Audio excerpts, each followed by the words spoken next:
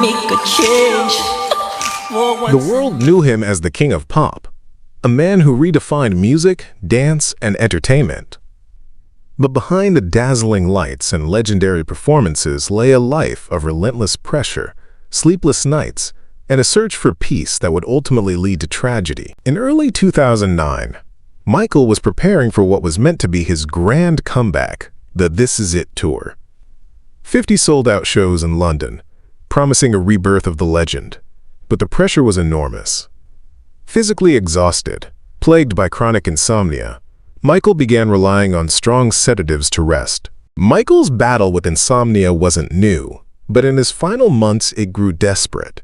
His physician, Dr. Conrad Murray, began administering Propofol, a powerful anesthetic never meant for home use. It became Michael's only escape from the restless nights. On the night of June 24, 2009, Michael rehearsed for hours at the Staples Center. Those who saw him that evening described him as radiant, energetic, ready to perform. But hours later, in his Holmby Hills mansion, he once again sought the sleep he could never find. At around 11:51 a.m., a 911 call was placed. Paramedics arrived to find Michael in full cardiac arrest. Despite desperate efforts, he was pronounced dead at 2:26 p.m. at UCLA Medical Center.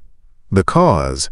Acute propofol intoxication. The world stood still, streets filled with grief-stricken fans, and news of his death dominated every screen. Later, a court would find Dr. Murray guilty of involuntary manslaughter. But for millions, the trial could never erase the pain of losing an icon. Michael Jackson's music lives forever, but the circumstances of his final moments remain a haunting reminder of the price of fame and the dangers of the desperate search for rest.